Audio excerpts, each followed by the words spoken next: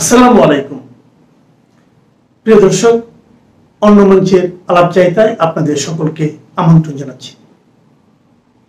আজকে আমি যে বিষয়টা নিয়ে আলোচনা করব সেই বিষয়টা কিছুটা আমার ব্যক্তিগত, ঠিক ব্যক্তিগত নয়, মানে বিষয়টা একটা সামাজিক ঘটনা, কিন্তু এর মধ্যে যুক্তরাষ্ট্র থেকে ইউটিউব করে নিয়মিত মিস্টার ইলিয়াস হোসেন তিনি কেন এবং কি কারণে যেন সেই ঘটনার মধ্যে আমার নামটা জড়িয়ে দিয়েছেন এবং সেটা কেন জড়ালেন এটা এখনো আমার কাছে একটা রহস্য। যে ঘটনার সঙ্গে অথবা যে প্রতিষ্ঠানকে কেন্দ্র করে ঘটনা, যার আগে পিছিয়ে কোথাও আমি নেই, সেখানে আমার নামটা কি করে ঢুকে গেল সেটা আমি এখনো বুঝতে পারছি না। তারপরেও এটা নিয়ে আলোচনা করাটা অনেকটা ব্যক্তিগত আলোচনায় হয়, তবুও দর্শকদের কিছু চাপ ছিল, অনেকে আমার কাছে মেসেজ দিয়ে জানতে চেয়েছেন এই ঘটনার সঙ্গে আমি কতটুকু জড়িত অথবা আমার আত্মপক্ষ সমর্থন করার কিছু আছে কিনা। অবশ্যই আছে, কিন্তু আমি নিজের কথা নিজে বললে তো হবে না। যে ঘটনার সঙ্গে আমাকে জড়ানো হয়েছে সেই ঘটনার যিনি মূল কেন্দ্রবিন্দুতে যে ভদ্রলোক আছেন তার সঙ্গে আমরা কথা বলার সুযোগ পেয়েছি। উনি এই ইলিয়াস সাহেবের সেই ভিডিওটা আপ করার পর উনি দেখেছেন, ওনার চোখে পড়েছে, উনি দুঃখিত হয়েছেন, বিরক্তও হয়েছেন, কিন্তু সেখানে আমার নামটা জড়িয়ে যাওয়াতে উনি ব্যক্তিগতভাবে টেলিফোন করে আমার কাছে ক্ষমা প্রার্থনা করেছেন। কিন্তু মূল ঘটনা আসবে কি, এবং ওনার সঙ্গে যখন আমি আলাপ করলাম তখন আমি আরো অনেক কিছু জানতে পারলাম, বুঝতে পারলাম এখানে একটা ব্ল্যাকমেইলিং এর ঘটনা আছে, যে ব্ল্যাকমেইলিং এর শিরোমণি হচ্ছেন ওই ইলিয়াস সাহেব।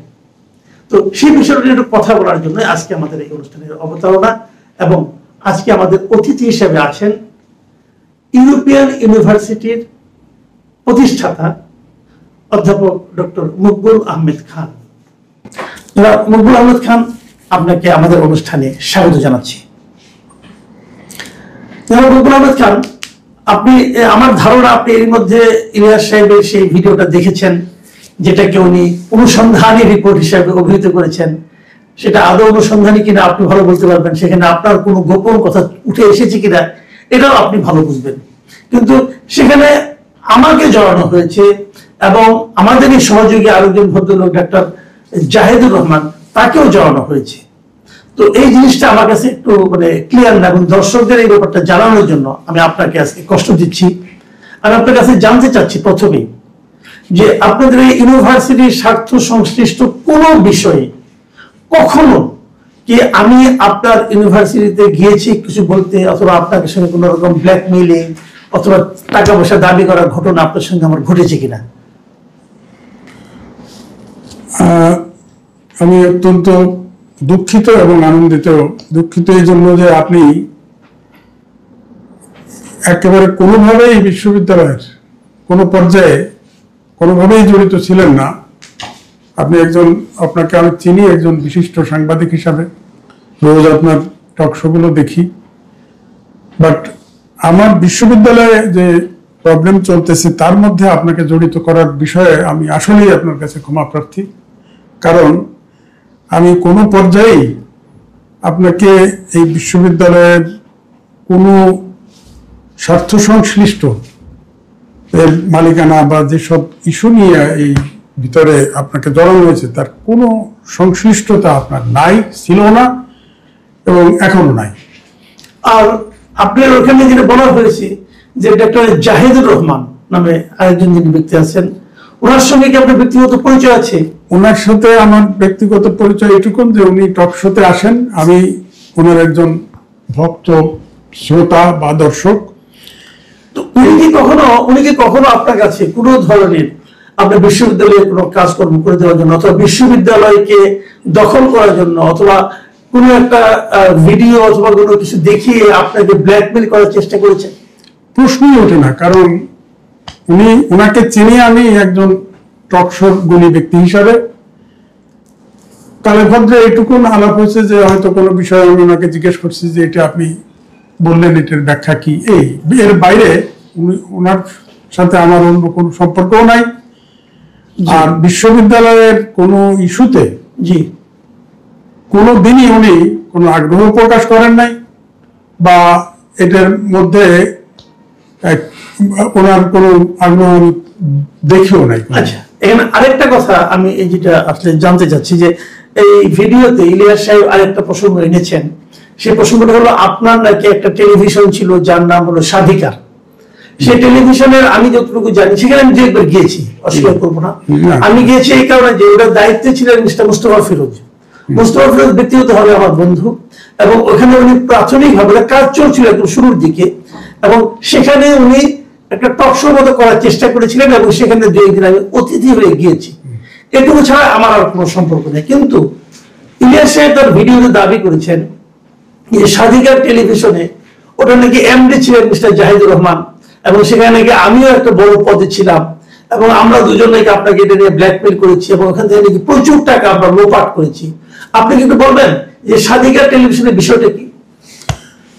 আসলে স্বাধিকার টেলিভিশনটা কোনো এক সময়, বোধহয় 23 বা আরো আগে, কত সাল আমার ঠিক খেয়াল নেই, তো সেই সময়ে আমার 2-1 সাংবাদিক বন্ধু আমাকে উৎসাহিত করেন, আপনারা না। তো তখন আমি চিন্তা করি যে একটা টিভি চ্যানেল আমরা করতে পারি কিনা। তো সেই সুবাদে ওনাদের সাথে আমি যোগাযোগ করি, তার মধ্যে আপনারা কেউ ছিলেন না। যোগাযোগ করলে ওনারা আমাকে কিছু ধারণা দেন। তো আমি প্রাথমিক ধারণা পাওয়ার জন্যই আসলে কর্ম উদ্যোগগুলো গ্রহণ করি, এবং স্বাধিকার নাম দিয়ে আমরা কিছু দূর এগোই। কিন্তু কোনো এক পর্যায়ে আমি 1-2 টক শো বা একটা প্রোগ্রাম করতে গিয়ে আমি বুঝলাম যে এটা একটা ফুল টাইম অ্যাটেনশন লাগবে, এবং আমি যেহেতু বিশ্ববিদ্যালয়ে নিয়ে 16 আনা প্রি অকুপাইড, আমার পক্ষে এটা কোনোভাবেই আমার this is not my cake. যার জন্য কিছুদিন এই জিনিসটাকেই করে আমি আর ওই অগ্রসর হই নাই, এটার অনুমোদনের ব্যাপারে আর এগোই নাই আমি। আচ্ছা, আপনি তাহলে মোটামুটি ফুল টাইম ব্যবসা, মানে ফুল টাইম আপনি বিশ্ববিদ্যালয়ে, এটাই আমার মেইন কাজ। বিশ্ববিদ্যালয়ে আপনি কি ছিলেন? আমি বিশ্ববিদ্যালয়ের প্রতিষ্ঠাতা, একমাত্র ফিনান্সিয়ার, এবং আমার ব্যক্তিগত জীবনে আমি একেবারেই গ্রাম থেকে উঠে আসা, আমার আব্বা একজন কৃষক ছিলেন, সেই পরিবার থেকে উঠে এসে আমি যত উপরে গেছি আমি তত ভালো করেছি রেজাল্ট। যার জন্য এক পর্যায়ে আমার মনে হয়েছে, কারণ আমি মাত্র 26 বছর বয়সে পিএইচডি করি, যেটা রাশিয়ার মস্কো ইউনিভার্সিটির জন্য এটা একটা রেকর্ড। তারপরে আমি খুব অল্প বয়সে ব্র্যাডফোর্ড ইউনিভার্সিটির অ্যাসোসিয়েট প্রফেসর হই 27 বছর বয়সে। ব্র্যাডফোর্ড ইউনিভার্সিটি কোন দেশে? ইংল্যান্ডের টপ ইউনিভার্সিটিগুলোর একটা। আচ্ছা। এরপরে আমি নিউজিল্যান্ডের ওটাগো বিশ্ববিদ্যালয়, নিউজিল্যান্ডের 1 নম্বর ইউনিভার্সিটি, ওই বিশ্ববিদ্যালয়ে দীর্ঘ 4.5 বছর চাকরি করে আমি ফুল প্রফেসর হই, এবং ওখান থেকে আমি ওয়ার্ল্ড ব্যাংকের বাংলাদেশের কান্ট্রি ডাইরেক্টরের পদে আমি ইন্টারভিউতে ফার্স্ট হই। তখন আমি দেশে আসি। না, আপনি বাংলাদেশে ওয়ার্ল্ড ব্যাংকের কান্ট্রি ডিরেক্টর ছিলেন? 16 বছর ছিলাম, মানে একেবারে নিউজিল্যান্ড থেকে 84 সালের মাঝামাঝি আসি, আর 1 নাগাড়ে 2000 সাল পর্যন্ত আমি 2000 সাল পর্যন্ত জি বাংলাদেশের কান্ট্রি ডাইরেক্টর ছিলাম ওয়ার্ল্ড ব্যাংকে। ওকে, ওয়ার্ল্ড ব্যাংকে। হ্যাঁ, তো অনেক বড় পদে ছিলেন আপনি। জি জি। তো কারণ আমি তো নিউজিল্যান্ডে ফুল প্রফেসর হলাম ওই ইয়াতে 84 সালে। জি। তো মাঝামাঝি তখন নিউজিল্যান্ডে প্রমোশন পাইলাম, আর ইন্টারভিউ দিয়েছিলাম ওয়ার্ল্ড ব্যাংকে, ওটাতেও আমি 21টা দেশের কান্ট্রি ডাইরেক্টর নেবে আমি ফার্স্ট হলাম। তখন সবচেয়ে বড় দেশ ছিল ইজিপ্ট। জি।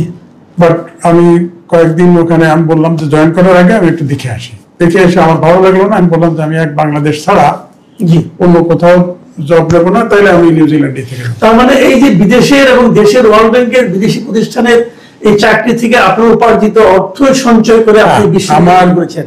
আমি যখন অধ্যাপক ছিলাম তখনও আমি অত্যন্ত মার্জিত মানুষ। আমি ওই বিশ্ববিদ্যালয়ে একমাত্র শিক্ষক যে 3টে সাবজেক্ট পড়াতে পারতাম, কারণ আমার 2টে সাবজেক্টে master degree, economics and human resource management, আর পিএইচডি আমার প্রোডাকশন ইঞ্জিনিয়ারিং এর উপরে, টেক্সটাইলের উপরে। বাংলাদেশের এই গার্মেন্ট সেক্টর এটা আমার হাতে তোলা। তো যার জন্য আমি এই যে 3টে সাবজেক্ট পড়াই, আমাকে অত্যন্ত করতো, অ্যাপ্রিসিয়েট করতো। দ্বীপের দেশ তো নিউজিল্যান্ড, ওখানে টিচার পাওয়া যায় না। 3 জন টিচারের জায়গায় 1 জন টিচার রেখে কাজ চলছে, অতএব তারা আমারে দ্রুততম সময়ে 4.5 বছরের মাথায় তারা আমাকে মানে আমি তাহলে এখন প্রশ্ন হলো যে আপনি এত কিছু করে একটা বিশ্ববিদ্যালয় করলেন, সেই বিশ্ববিদ্যালয়ের নামে এমন একটা স্ক্যান্ডালাস রিপোর্ট অথবা মানে বয়ান মিস্টার ইলিয়াস হোসেন তৈরি করলেন, কারণ আপনার বিশ্ববিদ্যালয়ে কি কোনো ঝামেলা চলছে? আমার বিশ্ববিদ্যালয়ে বেসিক্যালি কোনো ঝামেলা নাই, একাডেমিক্যালি আমরা অত্যন্ত ভালো করতেছিলাম। 2012 সালে অনুমোদন পাই, তারপরের থেকে আমার ছাত্র সংখ্যা যেখানে অন্য বিশ্ববিদ্যালয়ের ছাত্র পায় না, আর আমাদের ছাত্র বেশি বলে ইউজিসি 2-1বার কমপ্লেনও করেছে। আর পার্মানেন্ট ক্যাম্পাস আমরা করছি ইউনিভার্সিটি অ্যাপ্রুভালের উইদিন 2 ইয়ার্স। গাবতলীতে 14 তলা বিল্ডিং আমাদের। কোনো দিক দিয়ে আমি কোনো গ্যাপ রাখি নাই, কারণ আমার সারা জীবনের সম্পদ যা আমি অর্জন করছিলাম তার একটা মেজর সিংহভাগ আমি এখানেই ব্যয় করছি, কারণ আমার আর অন্য কোনো স্বপ্ন নাই। বিশ্ববিদ্যালয়টাকে একটা কোয়ালিটি এডুকেশন দেয়া এবং গ্রামের গরিব ছাত্রদের জন্য আমার বিশ্ববিদ্যালয়ের একটা বিশেষ দিক হলো টিউশন ফি অত্যন্ত কম। মানে কম কত, একটা ইঞ্জিনিয়ারিং প্রোগ্রাম 4 বছরের প্রোগ্রামে নর্থ সাউথ বা ইস্ট ওয়েস্টে যেখানে অ্যারাউন্ড 20 লাখ টাকা, সেখানে আমার ওখানে 2.5 লাখ থেকে 3.5 লাখ টাকা। তো এই যে অল্প খরচে আমি এই কোয়ালিটি এডুকেশনটা দিই, এটার কারণ হলো যে আমি জানি গ্রামের ছেলেরা একবেলা জমিতে কাজ করে, একবারে কলেজে পড়ে, তারপরেও তারা ভালো রেজাল্ট করে, কারণ তাদের মাথা ভালো। সেই সব ছেলেগুলোরে আমি চেষ্টা করেছি আমার বিশ্ববিদ্যালয়ের মাধ্যমে ডিগ্রি দিতে, এবং অদ্যাবধি মোর দ্যান 34,000 স্টুডেন্ট আমরা বের করেছি ডিগ্রি দিয়ে।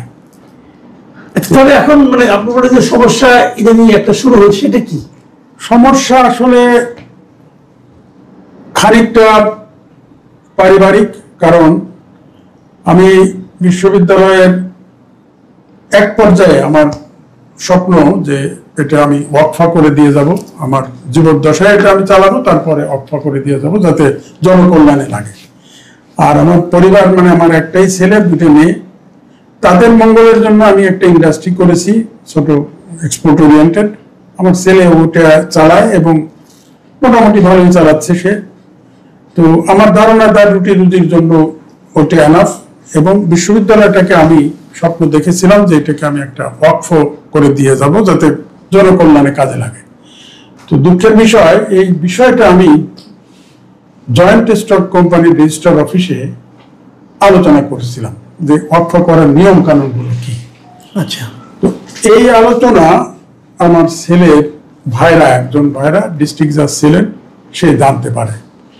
সে জানতে পেরে আমার ছেলের সাথে হয়তো ছেলের নিয়েই করছে বা সে চক্রান্ত করে, আমরা যারা প্রতিষ্ঠাতা ছিলাম, আমি এবং আরো 2-3 জন, একজন সিনিয়র লোক ছিলেন আওয়ামী লীগের, তো এদের যাদের সহযোগিতা নিয়ে আমি কাজটা করছিলাম, তাদের সহ একেবারে 1 থেকে 3 জন সদস্যকে তারা টোটালি বাদ দিয়ে, আমাকে সহ বাদ দিয়ে, তারা ওই আমার ছেলের ভাইরা, তার আরো 2-1 জন বন্ধু বান্ধব আত্মীয় মাস্তান, এদের ঢুকাইয়া একটা ভেগ মানে ফরজারি করে একটা বোর্ড তারা গঠন করে তারা প্রচার করে যে এটাই বোর্ড। তো আমি প্রতিষ্ঠা করলাম, আমি এটাকে আমার জমি আমার নামে, রাজুকের বিল্ডিং অনুমোদন করলাম আমার নামে, অথচ সেই বিশ্ববিদ্যালয়ে আমি কেউ নেই। এটা কিভাবে সম্ভব? এটাই তো, এটা কিভাবে সম্ভব? তার জন্য আমি এটা জানতে পারার পরে একদিকে আমি কোর্টে কেস করি, এটাও হাইকোর্টে এখন বিচারাধীন, সুপ্রিম কোর্টের। আর বিষয়টা আমি ইউজিসি এবং অন্যান্য প্রতিষ্ঠানকেও জানাই, তারাও বিস্মিত হয়ে গেছে যে জয়েন্ট স্টক এটা কিভাবে করবে। তো এই ইনভেস্টিগেশনের আওতায় আছে এটা, আশা করি তারা আমার পক্ষে রায় দেবে, কারণ এত বড় একটা ফরজারি তো হতে পারে না। আপনি এটা আদালতে মামলা করেছেন, সেই মামলায় এখন এটা কোন পর্যায়ে আছে? এটা ডিস্ট্রিক্ট থেকে এটা উঠে হাইকোর্ট, এবং হাইকোর্টের একেবারে স্পেশাল সুপ্রিম কোর্ট পর্যন্ত গিয়ে একটা হাইকোর্টকে তারা সুপ্রিম কোর্ট দিয়ে দিছে যে তোমরা ডিটেল উভয় পক্ষকে করে স্টাডি করে ডিটেল রায় দিয়ে দাও। আচ্ছা, এখন তাহলে ওটার এখন ওই যে ট্রাস্টি বোর্ড, তার মানে আপনার মূল যে বক্তব্যটা যে আপনার পুত্র, একমাত্র পুত্র, আপনার একটাই পুত্র, তো একটাই ছেলে, আচ্ছা, একমাত্র পুত্র আপনাকে বেসিক্যালি ট্রাস্টি বোর্ড থেকে বের করে দিয়েছেন। হ্যাঁ, এখন আপনি ট্রাস্টি বোর্ডে ওনাদের যে নিয়ম কানুন ওই নিয়মে নাই, আমি নাই। এবং আপনার বক্তব্যে পুরো জিনিসটা তারা জাল জালিয়াতি করেছে। হ্যাঁ, জাল জালিয়াতি। এবং সেই জিনিসটা মামলা হতে হতে হাইকোর্টে গিয়েছে, হাইকোর্টের রায় বুঝে আপনার পক্ষে গিয়েছে, তারপরে সেটা সুপ্রিম কোর্টে এখন অ্যাপিলেট ডিভিশন আছে। তো এই পর্যায়ে তারা যখন দেখছে যে কোন রকম সুযোগ সুবিধা নাই, তখন কি এমন হতে পারে যে তারাই আপনার বিরুদ্ধে এরকম একটা অপপ্রচার অথবা স্ক্যান্ডাল তৈরি করে আপনাকে সোসাইটি মানে সামাজিক ভাবে এক ধরনের ডিফেম করার চেষ্টা করছে? শিওর, কারণ তারা আমি শোনার কথা, আমি সত্য কিনা জানি না, বাট তারা এর পিছনে একটা বড় ধরনের অঙ্ক, 1 কোটি 1.5 কোটি টাকা খরচ করেছে। করে ইলিয়াস এই নাম আমি জীবনে প্রথম ওই ইয়ার থেকে শুনলাম, মানে ওই প্রচারণা থেকে, তাকে দিয়ে একেবারে ভুয়া একটা ইয়া করেছে, আজগুবি। মানে আচ্ছা, এই রিপোর্ট এই আইটেমটা করার সময়, এই যে ভিডিও কন্টেন্টটা তারা করছে করার সময় কি আপনার বক্তব্য নেওয়ার জন্য ইলিয়াস হোসেন আপনার সাথে কোনো যোগাযোগ করেছে? না, আমার সাথে কোনো যোগাযোগ করে নাই। বাট আমার অফিসে গোয়েন্দা লাগিয়েছিল, সেটা বুঝি কিছু কিছু জিনিস তারা, আমি হয়তো স্ক্রিপ্টিং করি, লিখি, কথাবার্তা বলি ছাত্রদের সাথে, এর কিছু কিছু জিনিস তারা কায়দা করে রেকর্ড করেছে, আমি তা বুঝলাম আর কি। হ্যাঁ, আপনার একটা ডায়েরি দেখানো হয়েছে, সেই ডায়েরিতে 10 জন 11 জনের নাম লেখা আছে। হ্যাঁ, এটা আবার সর্বশেষ এখন আমার নামও আছে। না, এটা আমি চিন্তা করতেছিলাম যে আমি এমন একটা বোর্ড করব যে আমি মরে গেলে তো এই প্রতিষ্ঠানটা চলতে হবে। এখন কারা চালাবে এটা? তার জন্য আমি ডক্টর কায়কোবাদ, তারপরে ডক্টর জাহিদ, এরকম কিছু লোকজন যারা, যাদেরকে আমার মনে হয়েছে যে এরা একটু ত্যাগী প্রকৃতির, তাদের কথা আমি চিন্তা করতেছিলাম। সেভাবে কি আপনি আমার নাম ঢুকিয়েছিলেন? সেভাবে আপনার নাম, কিন্তু আমি তো আপনার সঙ্গে কোনো আলাপ করিনি। আলাপ আপনার সাথেও আমিও করি নাই, জাহিদ সাহেবের সাথেও করি নাই। এটা আমার আপনার নিজের নিজের ব্রেনে, আমি ওই আমার একটা বদভ্যাস আছে, সব সময় লেখালেখি করি। আচ্ছা আচ্ছা। তো এই বিষয়টা যখন আমার মাথায় আসছে, তো আমি লেখালেখি করতেছিলাম, তখন কেউ একজন এটাকে হয় কাগজটাই নিয়ে গেছে অথবা এটাকে ফটো ছবি করছে আর কি। আচ্ছা, আমার অফিসে তো লোকজন আসে, ছাত্ররা আসে, টিচাররা আসে, আমি এইসব ব্যাপারে খুব লিবারাল, সারা জীবনে তো শিক্ষক। যদিও আমি 68 থেকে 72 4 ব্যাচে কম্বাইন্ড বিসিএস এ ফার্স্ট হয়েছিলাম। ফার্স্ট হয়েছিলাম 18 দিন চাকরিও করছি। তারপরে ওই আমার ওই ডাবল মাস্টার্স যে হিউম্যান রিসোর্স ম্যানেজমেন্ট জিআইএম থেকে, ওদের 18 বছরের রেকর্ড ভেঙে ফার্স্ট হয়। তখন ওরা ওই জায়গায় ডিজি বললো যে তোমার আমি পিএইচডি করতে পাঠাচ্ছি, তুমি ওই করার দরকার নাই, বিসিএস এ যাওয়া দরকার নাই। আচ্ছা, ওনার আবার 2 ভাই তখন সেক্রেটারি, একজন বাংলাদেশ ব্যাংকের গভর্নর নুরুল ইসলাম, আর একজন ফাইন্যান্স সেক্রেটারি মতিউল ইসলাম। আচ্ছা, আরেকটা কথা আমি একটু বলি এখানে, যে আপনার ওই ইলিয়াসের আলোচনায় ডক্টর ফারজানা আলম নামে একজনের কথা এসেছে। তো উনি তো আপনার এখানে কি টিচার নাকি ট্রাস্ট? ফারজানা আলম একজন গুণী শিক্ষক।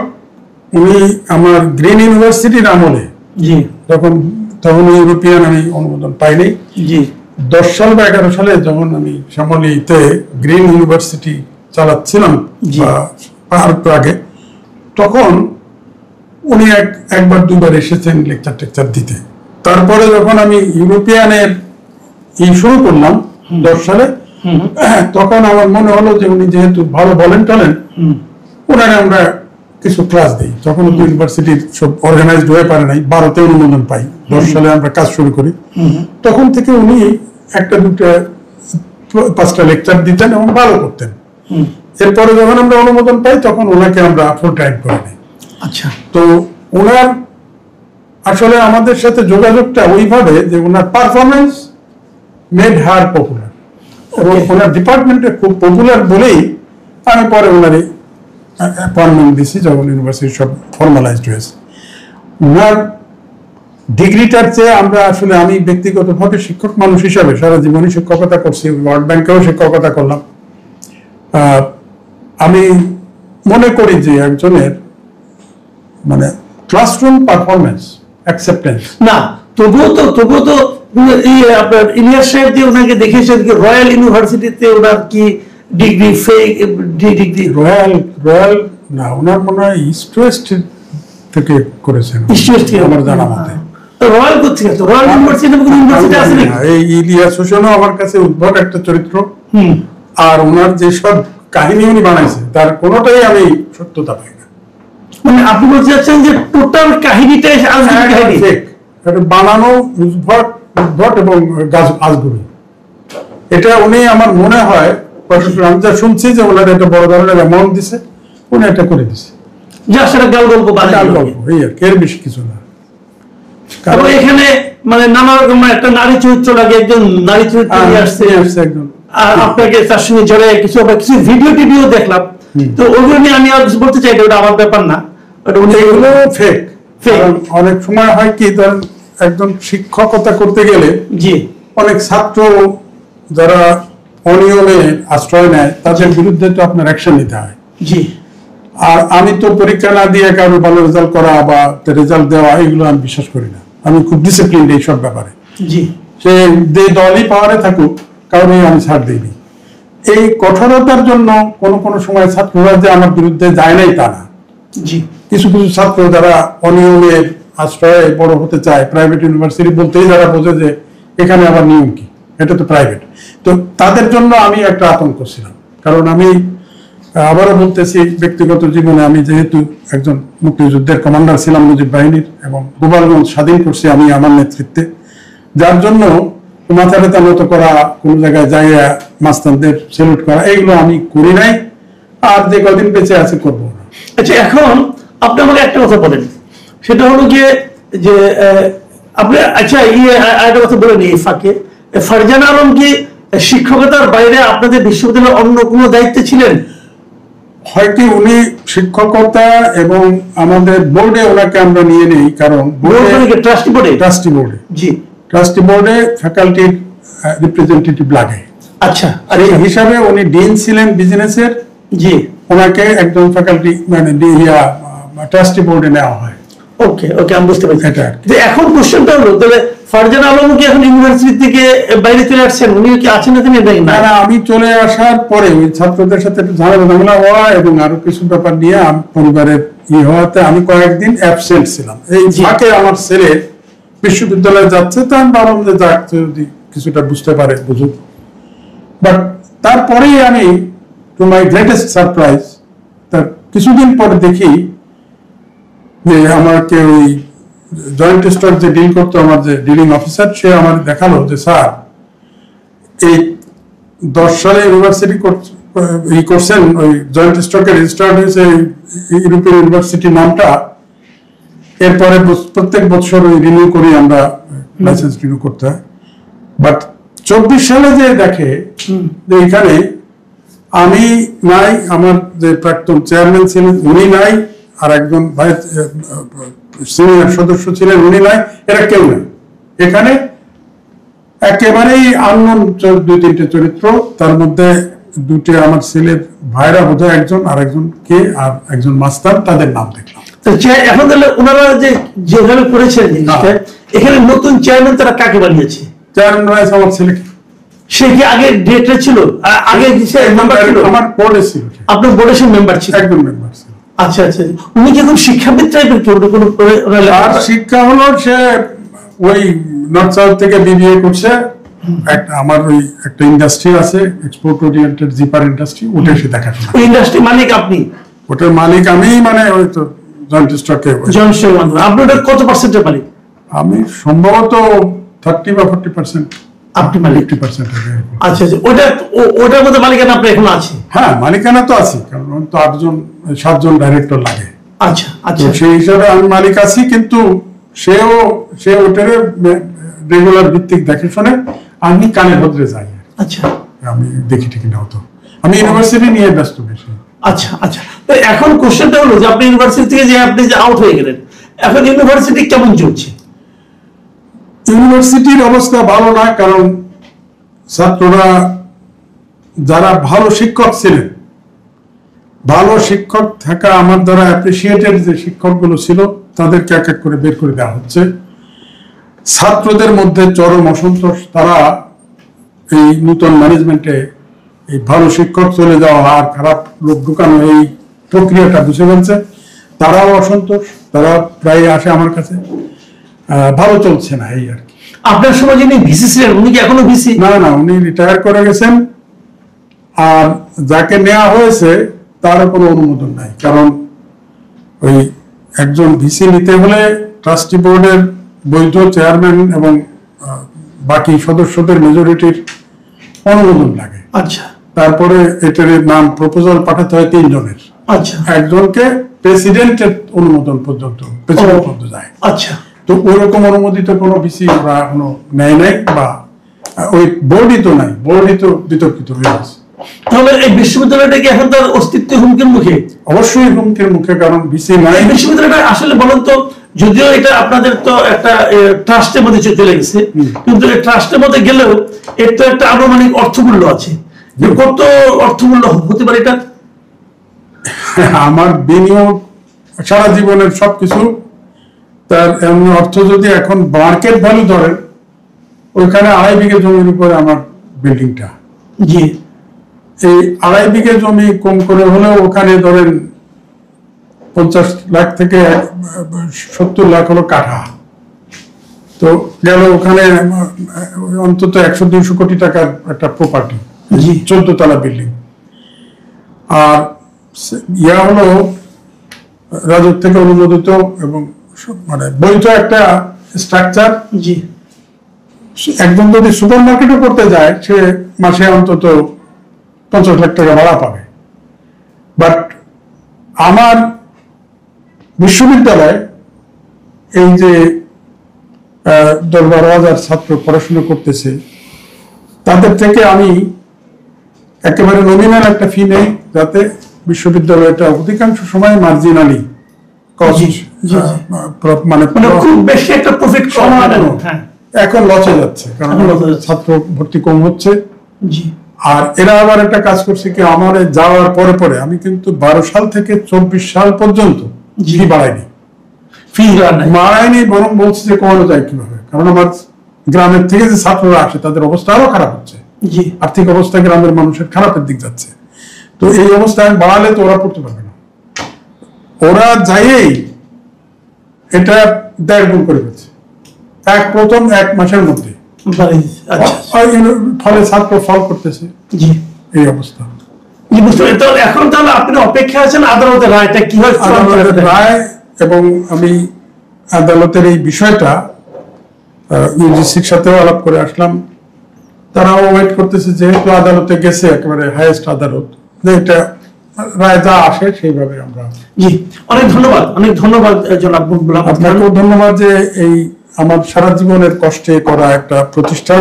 আমি একটু বিস্মিত হয়েছি যে আপনার আপন ছেলে, তার আপন পিতাকে তার প্রতিষ্ঠিত একটা বিশ্ববিদ্যালয় থেকে বের করে দিয়েছে, যেটা এটা কিভাবে সম্ভব আমি কিন্তু হিসাবে মিলাতে পারি না। কারণ আমি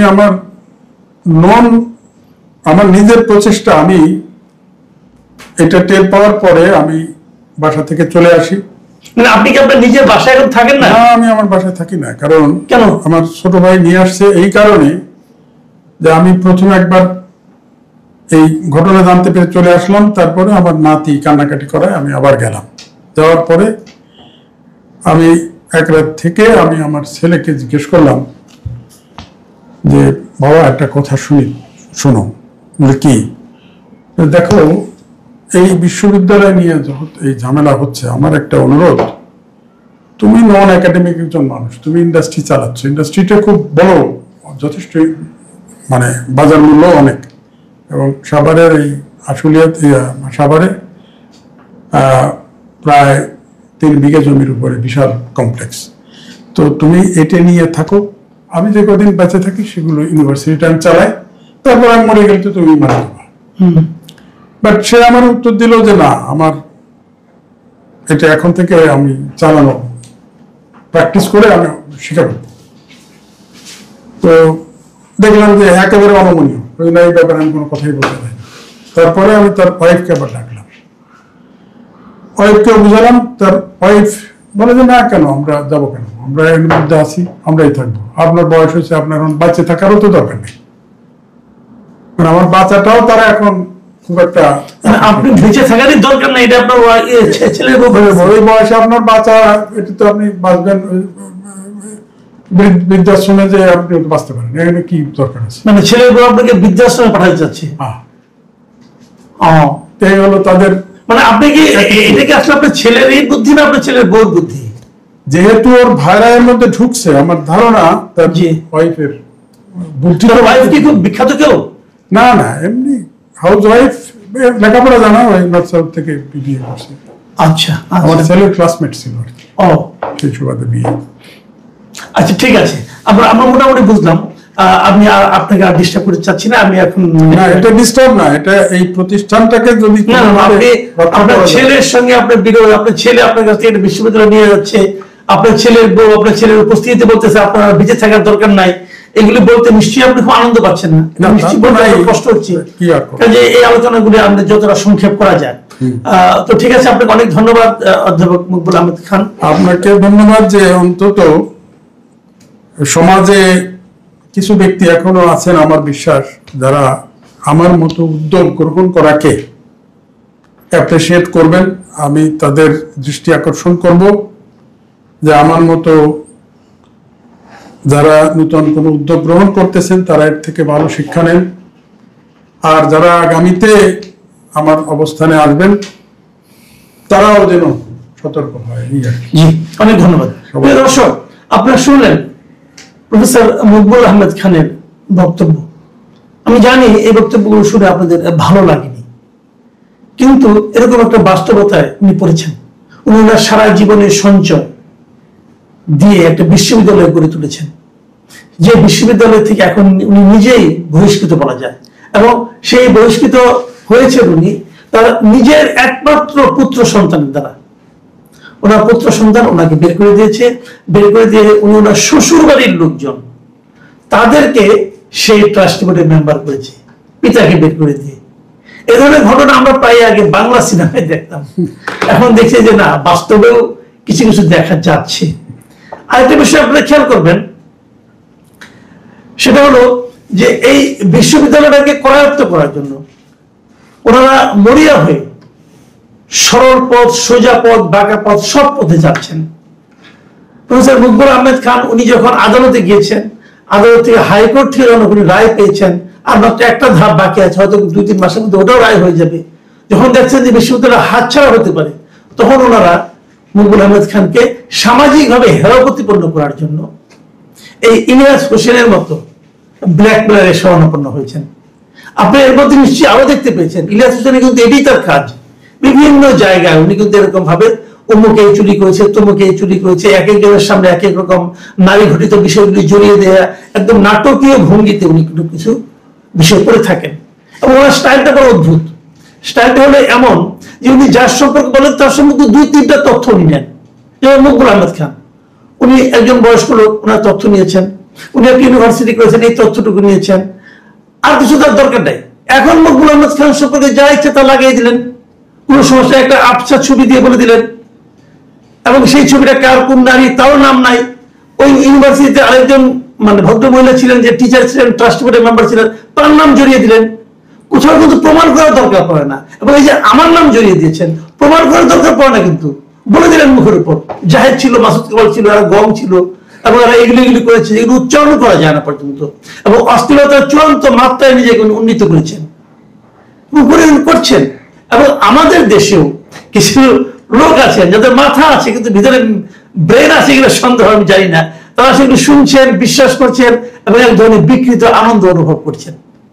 প্রিয় দর্শক, আমি এগুলো নিয়ে বলতাম না, কিন্তু আমার জন্য নিজের ব্যক্তিগত বিষয়টা ইম্পর্টেন্ট না। আরেকটা ইম্পর্টেন্ট বিষয় হলো, একটা বিশ্ববিদ্যালয় ধ্বংসের দিকে যাচ্ছে, বিশ্ববিদ্যালয়ের ছাত্র কমে যাচ্ছে, এবং যে বিশ্ববিদ্যালয়ে মকবুল আহমেদ খানের একটা উদ্দেশ্যই ছিল যে কম পয়সায় গ্রামের মেধাবী স্টুডেন্টদেরকে এখান থেকে শিক্ষা দেওয়া, ডিগ্রি দেওয়া, সেটাও কোথাও সামনে ব্যাহত হতে যাচ্ছে। আর ইলিয়াস হোসেনের ব্যাপারে আমি একটা কথা বলতেই চাই, উনি মানুষের চরিত্র হনন করার জন্য মনে হয় পণ করে নেমেছেন, কিন্তু সেগুলো কিছু হয় না। আপনারা যদি একটু ঠান্ডা মাথায় বিচার করে দেখবেন, সেগুলোর মধ্যে কোনো তথ্য নেই, কোনো প্রমাণ নেই, যা ইচ্ছা তাই উনি বলছেন, আর রগে কিছু কথা বলছেন, যাকে নাকি আপনারা অনেকে দেখবেন বাংলা ভাষায় একটা কথা আছে যে চটি সাহিত্য। উনি এই চটি সাহিত্য রচনা করেন এবং এই চটির সাহিত্যের আবার পাঠকও কিছু আছে, ওই বিছানার নিচে রেখে রেখে পড়ে আর কি। তো ওই ধরনের কিছু পাঠক উনি পেয়েছেন, সেটা দিয়ে ওনার ব্যবসা বাণিজ্য চলছে। আর এখান থেকেও মকবুল আহমেদ খান যেটা বললেন, প্রায় 1-1.5 কোটি টাকা উনি পেয়েছেন এই ধরনের একটা চটি সাহিত্য রচনা করার জন্য। আমি ওনার ব্যাপারে আপনাদেরকে একটু সতর্ক থাকা অনুরোধ করবো। আপনারা ভালো থাকবেন। আর অধ্যাপক মকবুল আহমেদ খানের যে আর্তনাদ, সেটা যেন আপনাদের স্পর্শ করে সেই কামনা করছি। এখন এ পর্যন্তই। আল্লাহ হাফেজ।